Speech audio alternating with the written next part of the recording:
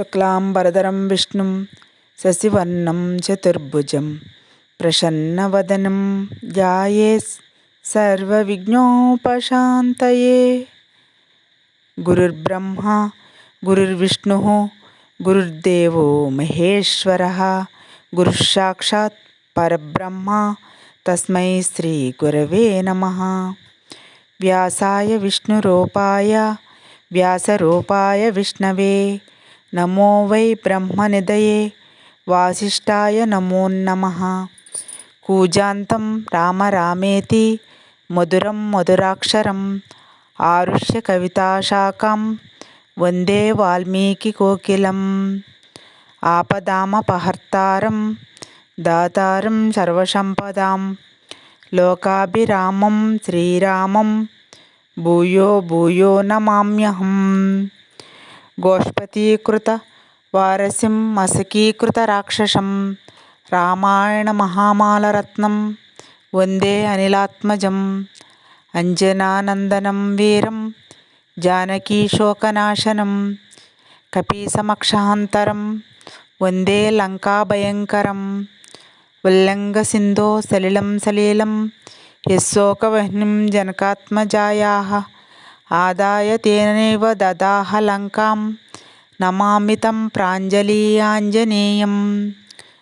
ఆంజనేయమతిపాటలాననం కాంచనాద్రికమనీయ విగ్రహం పారిజాతతరుమూలవాసినం భావయామి పవమాననందనం. యత్ర యత్ర రఘునాథకీర్తనం తత్ర తత్ర కృతమస్తకాంజలిం బాష్పవారి పరిపూర్ణలోచనం మారుతిం నమత రాక్షసాంతకం. మనోజవం మారుతతుల్యవేగం జితేంద్రియం బుద్ధిమతాం వరిష్టం వాతాత్మజం వానరాయుధముఖ్యం శ్రీరామదూతం శిరసా నమామి. శ్రీరామాయ నమః. శ్రీ వాల్మీకి సంపూర్ణ రామాయణం అయోధ్యాకాండం. రాముడు ఆత్రి మహర్షి ఆశ్రమమునకు ఏగుట. అందరూ వెళ్ళిన పిమ్మట రాముడు విచారించి అనేక కారణములచే అక్కడ నివసించుటకు ఇష్టపడలేదు. ఇక్కడ భరతుడు తల్లులు నగరజనులు కనిపించి వెళ్ళినందున వారు జ్ఞప్తికి వచ్చెదరు. నిత్యము వారిని గూర్చి విచారించుట సంభవించును. మరియు సైన్యమిక్కడ విడియుడిచే గుర్రములు ఏనుగుల యొక్క లద్దెలచే ఈ ప్రదేశము మర్దింపబడినది కనుక మరి ఒక చోటకు వెళ్ళుదామని ఆలోచించి రాముడు సీత లక్ష్మణులతో బయలుదేరెను. అతడు మహర్షి అయిన ఆత్రి ఆశ్రమమునకు వెళ్ళి ఆయనకు నమస్కరించెను. పూజ్యుడైన ఆత్రి మహర్షి రాముని కుమారుని వలె ఆదరించెను. స్వయముగా ఆతిథ్యము సమకూర్చి సత్కరించెను. సీతను లక్ష్మణుని కూడా ఆదరించెను. సర్వప్రాణులకు మేలు కోరు ఆ మహర్షి వృద్ధురాలైనట్టియు తపస్సాలిని అయి ధర్మచారిణి అయినట్టి అనసూయ మహాభాగను పిలిచి సీతను సత్కరించమనెను. తపస్సాలిని ధర్మచారిణి అగు ఆమెను రామునకు పరిచయం చేసెను. ఆత్రి మహర్షి భార్య అయిన అనసూయ గురించి చెబుతూ, పూర్వము 10 సంవత్సరములు వర్షములు లేక లోకము మండుచుండగా దుంపలను పండ్లను సృష్టించినది. గంగానదిని ప్రవహింపచేసినది. ఘోరమైన తపస్సు చేసి నియమములతో అలంకారవతి అయినది. ఈమె 10,000 సంవత్సరములు ఈమె తపస్సు చేసినది. ఈమె వ్రతములచే విఘ్నములను పోగొట్టినది. దేవతల కార్యము కొరకు 10 రాత్రులను ఒక రాత్రిగా చేసినది. పుణ్యాత్మ, నీకు తల్లి వంటిది. సమస్త ప్రాణులకు నమస్కరింపతగిన తపస్విని వృద్ధురాలు. కోపము లేనిదగు ఈమె వద్దకు వైదేహి ఎళ్ళుగాక అని పలుకుచున్న ఋషితో అట్లే అని పలికి రాముడు ధర్మము తెలిసిన సీతను చూసి ఇట్లు పలికెను. రాజకుమారి, ఈ మహర్షి చెప్పినది వింటివా? మన శ్రేయస్సు కొరకు తపస్విని అయిన ఆమె వద్దకు వెళ్ళుము అని చెప్పాను. లోకములో తన పనుల చేత ప్రసిద్ధి చెందిన అనసూయ అను ఆమె వద్దకు వెళ్ళుమని రాముడు సీతకు చెప్పాను. సీత ధర్మము తెలిసినట్టియు, ముడతలు పడిన శరీరము కలిగినట్టియు, వృద్ధురాలు, తెల్లబడిన తల వెంట్రుకలు కలదియగు ఆత్రి మహర్షి భార్యను సమీపించాను.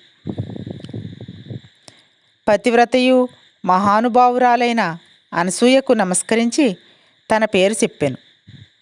చేతులు జోడించి సీత ఆమె ఆరోగ్యమును ప్రశ్నించాను.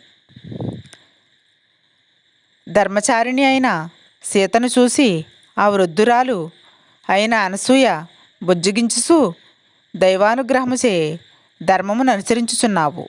సీత, నీవు బంధువులనందరూ విడిసి, అభిమానము విడిసి అడవిలో కట్టుబడిన రాముని అనుసరించుచున్నావు. నగరమందైనను వనమందైనను మంచివాడైనను చెడ్డవాడైనను ఏ స్త్రీ భర్తను ప్రేమించునో ఆమెకు గొప్ప అభివృద్ధి గల లోకములు ప్రాప్తించును. దుష్ట స్వభావుడైనను తన ఇష్ట ప్రకారము నడుచువాడైనను ధనము లేనివాడైనను భర్తయే స్త్రీకి పరమదైవము. విమర్శించి చూడగా అంతకంటే గొప్ప బంధువు లోకములో లేడు. గుణములతో కూడి ఈ లోకము పరలోకము గూర్చి తెలిసిన నీ వంటి స్త్రీలు పుణ్యాత్ముల వలె స్వర్గమును సంచరింతురు. కనుక ఈతనిని అనుసరించిన దానవై, భర్తయే ప్రధానమను భావము కలదానవై, సమయమును ననుసరించుచు భర్తకు సహధర్మచారిణివై యశస్సును ధర్మమును పొందగలవు అని అనసూయ పలికెను. సీత అనసూయ సంవాదము. ప్రేమోపహారము. అనసూయ ఇట్లు చెప్పగా ఆమె మాటను గౌరవించి సీత మెల్లగా మాట్లాడాను. అమ్మా, నీవిట్లు చెప్పుటలో ఆశ్చర్యము లేదు. స్త్రీకి భర్త గురువని నాకు తెలుసును. భర్త చెడ్డవాడైనను వృత్తి లేనివాడైనను గౌరవింపదగినవాడే. మంచి గుణములు దయకలిగి ఇంద్రియములను జయించి నట్టి స్థిరమైన ప్రేమ గలవాడును ధర్మాత్ముడును తల్లిదండ్రుల వలె ఇష్టమైనవాడు అయినచో ఇక చెప్పేడిదేమి? రాముడు కౌసల్య వలనే రాజపత్నులందరినీ గౌరవించును.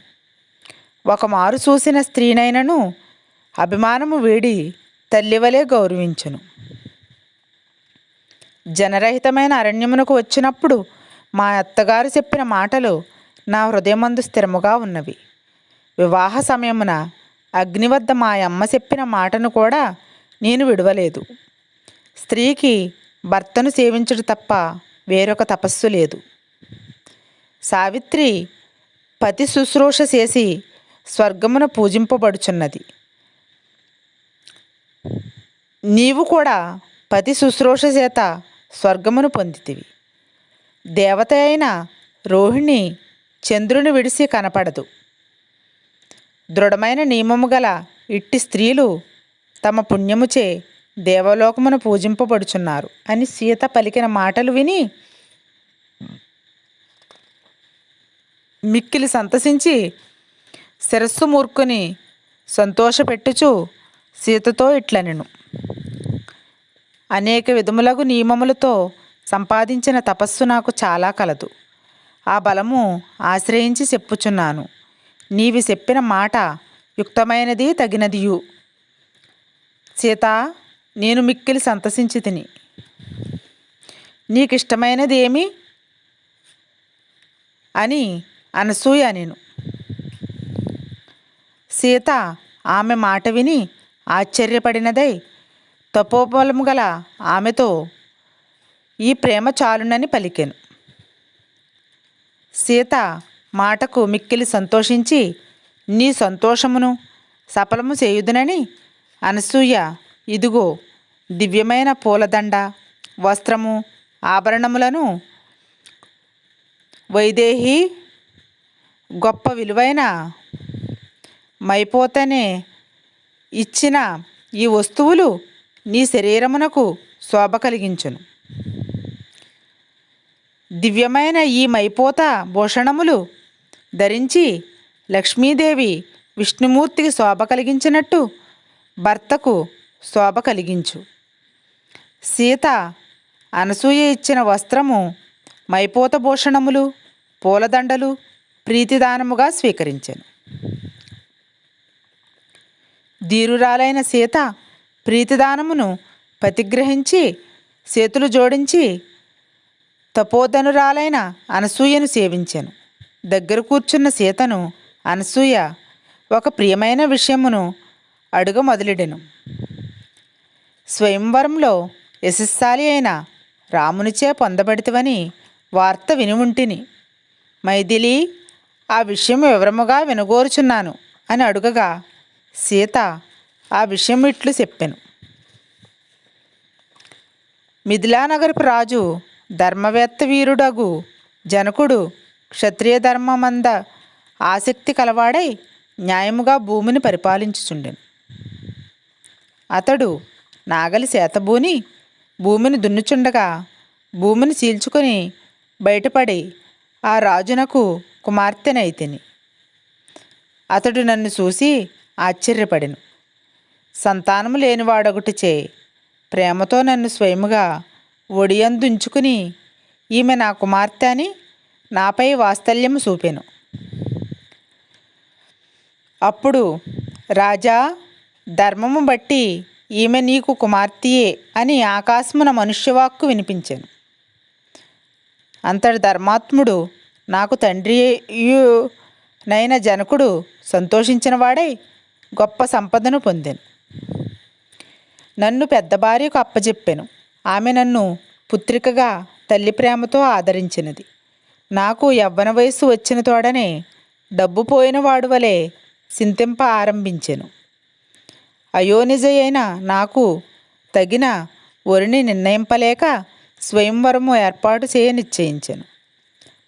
అప్పుడు గొప్ప యజ్ఞములో వరుణదేవుడు శ్రేష్టమైన ధనుస్సును, అంబుల పొదులను వసంగెను.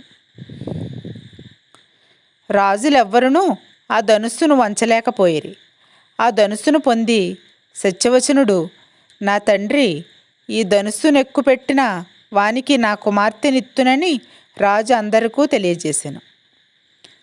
రాజులు పర్వతం వంటి ఆ ధనుస్సును చూసి నమస్కరించి వెడలిపోయిరి. చాలా కాలం గడిచిన పిమ్మట శ్రీరాముడు విశ్వామిత్ర మహర్షితో యజ్ఞం చూచుటకు వచ్చెను. లక్ష్మణులు కూడా అతని వెంట వచ్చెను. మా తండ్రి విశ్వామిత్రుని పూజింపగా అతడు మా తండ్రితో, రఘువంశీయులైన ఈ రామలక్ష్మణులు దశరథుని కుమారులు శివధనుస్సును చూడగోరుచున్నారు. రాజపుత్రుడైన రామునకు ధనుస్సును చూపుము అని చెప్పగా అతడు ధనుస్సును తెప్పించెను. మహాబలుడైన రాముడు నిమిషంలోనే దానిని వంచి నారిని ఎక్కుపెట్టెను. అతడు ఎక్కుపెట్టుచుండగానే ఆ ఇల్లు మధ్యలో విరిగి 2 ముక్కలయ్యెను. అప్పుడు పిడుగుపడినట్లు పెద్ద ధ్వని ఏర్పడెను. అంతటా సత్యప్రతిజ్ఞుడైన మా తండ్రి జలపాత్రను గ్రహించినన్నిచ్చుటకు ఉద్యుక్తుడాయెను. ఈయబడుచున్న నన్ను శ్రీరాముడు తండ్రి అభిప్రాయము తెలియనిదే గ్రహించుటకు సమ్మతించలేదు. అంతటా మా మామగారిని పిలిచి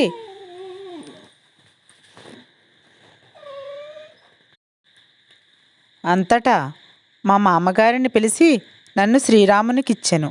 నా చెల్లెలైన ఊర్మిళను మా తండ్రి స్వయముగా లక్ష్మణునకు భార్యగా ఇచ్చెను. ఆ స్వయంవరంలో ఆ విధముగా శ్రీరామునికి ఇయ్యబడి తిని పరాక్రమవంతులలో శ్రేష్ఠుడగు భర్తపై ధర్మబుద్ధితో అనురాగము కలతానినై ఉంటిని అని సీత పలికెను. సీత అనసూయ ఇచ్చినవి ధరించుట. ధర్మము నెరిగిన అనసూయ ఆ మహాకథను విని సీతను మూర్ఖుని చేతులతో కౌగిలించుకొనెను. మరియు స్పష్టముగా చిత్రము మధురము అయిన స్వయంవర వృత్తాంతమును చెప్పితివి. మధురముగా మాట్లాడుదానా, నీ కథ ఆనందింపజేసినది. సూర్యుడు అస్తమించాడు, పక్షుల ధ్వనులు వినవచ్చుచున్నవి. ఈ మునులు స్నానము చేసి తడిసిన నారవస్త్రములు కలవారై తిరిగి వచ్చుచున్నారు. మహర్షి యథావిధిగా హోమము చేయుటచే గాలిచే ఎగురుగొట్టబడిన పొగ కనిపించుచున్నది. తపోవన మృగములు వేదికలందు శయనించుచున్నవి. చంద్రుడు వెన్నెలను కప్పుకొని ఆకాశమున ఉదయించెను.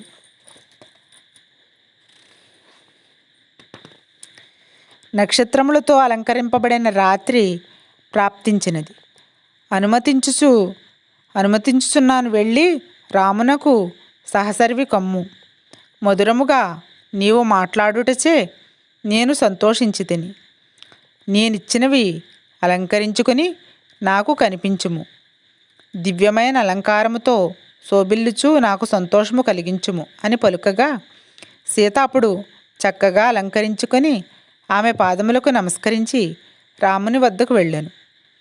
రాముడు ప్రీతిదానముచే అలంకరించబడిన సీతను చూసి సంతోషించాను. సీత జరిగినదంతయు రామునకు తెలియజేశాను. మనుషులకు దుర్లభమైన ఆ అలంకారము చూసి రాముడు లక్ష్మణుడును సంతసించిరి. ఆ రాత్రి అచటనే గడిపి రామలక్ష్మణులు తాపసుల అనుమతితో వెళ్ళదలిసిరి.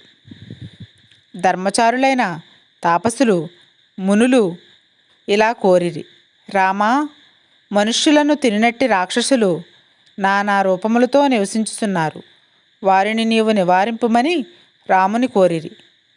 మహర్షులు పండ్లు తెచ్చుకొని మార్గమిది, ఈ మార్గముగా వెళ్ళుమని చెప్పిరి. ఇట్లు మునులచే శుభం పలుకబడి శ్రీరాముడు భార్యతోనూ లక్ష్మణునితో కూడినవాడై సూర్యుడు మేఘమండలంలో ప్రవేశించినట్లు మహారణ్యంలో ప్రవేశించెను. అయోధ్యాకాండము సమాప్తము.